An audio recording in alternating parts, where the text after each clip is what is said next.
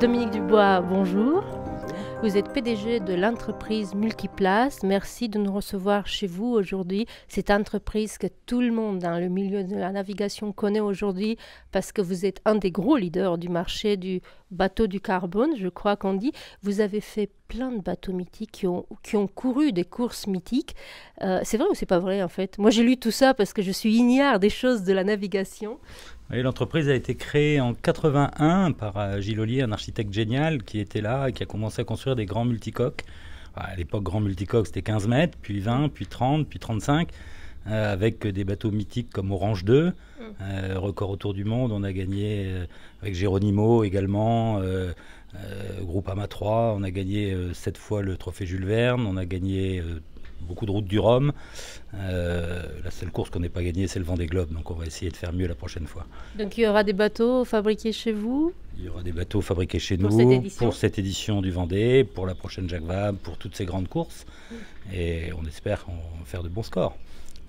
Voilà, donc on vous connaissait pour cela. Moi, j'étais de visiter votre entreprise, j'étais impressionnée, complètement impressionnée.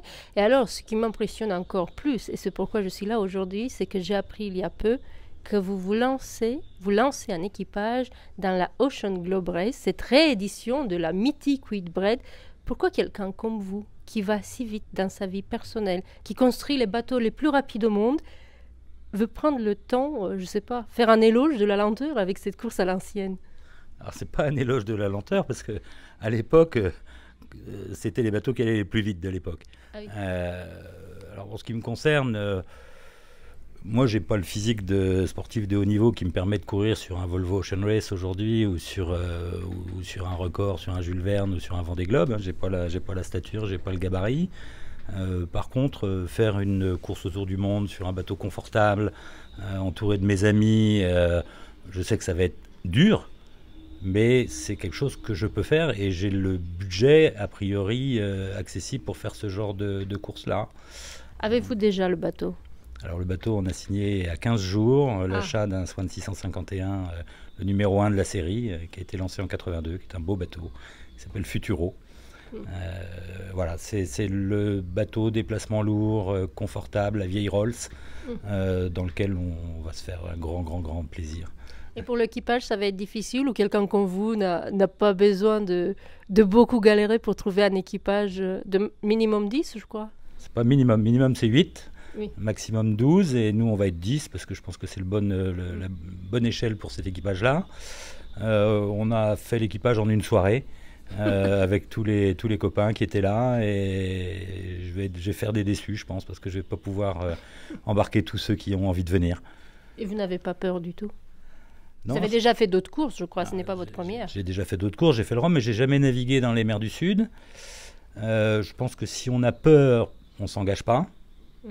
Ce qui ne veut pas dire qu'il ne faut pas y aller en prenant un maximum de précautions. Donc je pense que la préparation est quelque chose d'extrêmement important. Et puis on a aujourd'hui quand même beaucoup d'histoires, beaucoup d'expériences de ces navigations dans les mers du Sud. Donc on n'y va pas avec les mêmes équipements, même si les bateaux sont à l'ancienne. Les équipements de sécurité, l'expérience, la connaissance des conditions météo et de tout ça, même si là encore on n'aura pas l'information en continu. On a une expérience, un retour d'expérience qui est extrêmement fort. Moi, je me rappelle la première édition, Penduxis avait monté des boucliers à l'arrière pour protéger le barreur. Et à la deuxième étape, ils les ont enlevés. Voilà. Nous reviendrons vous voir de toute façon dans un an, voir où vous en êtes de votre préparation. Juste 2 questions de plus pour connaître un peu l'homme qui va être le capitaine de cet équipage-là. Est-ce que vous avez déjà le nom de l'équipe? Pas encore. Du bateau? Pas encore. C'est trop tôt? Non, l'équipe, ça va être une association caritative. On va porter les couleurs d'une association caritative qui n'est pas encore choisie, simplement parce qu'on veut donner du sens en plus à cette aventure, au-delà d'une aventure humaine entre amis. Faut qu'on fasse participer un maximum de personnes autour de ce projet-là, qui est un projet fantastique, puis qu'un rêve de gosse qu'on arrive à réaliser quand on a 60 ans, c'est quand même pas mal. Alors, 2 questions pour connaître un peu l'homme qui est derrière le projet. Quelle est votre principale qualité? Je dors peu, je suis... Ça peut être bon à la barre. Oui, je dors peu, je réfléchis beaucoup et j'anticipe beaucoup. Naviguer, c'est prévoir. Donc il faut beaucoup préparer, beaucoup anticiper et je suis toujours dans l'anticipation, énormément dans l'anticipation. Votre plus grand défaut? je fume. Ça peut s'arranger. Sur le bateau, ça peut encore. Alors, il faut prendre beaucoup de paquets de cigarettes. Et je réfléchis tout haut, ce qui peut être un peu déstabilisant. C'est-à-dire que voilà, mes pensées, j'exprime mes pensées. Et de temps en temps, ça peut faire peur parce que j'exprime des choses auxquelles les gens ne s'attendent pas. Et donc, oui, il faudrait que de temps en temps que j'arrive à parler moins. Un marin qui vous fait rêver? Un marin qui me fait rêver. Tabarly pour son inventivité, tout ce qu'il a pu créer. C'était un type absolument incroyable. Loïc Perron, parce que c'est un type qui est absolument incroyable. Et une capacité d'adaptation, voilà, jovial. Enfin, c'est un type extraordinaire, il maîtrise tout, toujours l'air facile, tout est facile pour lui. Voilà. Merci infiniment. Pour rajouter d'autres, hein, Franck Camas, oui. Pareil, Franck Camas, c'est juste un monstre de préparation, tout semble facile, c'est incroyable. Bon, vous avez assez d'inspiration, je pense. Bonne préparation d'ici notre prochaine rencontre. Bon vent si vous essayez le bateau d'ici là.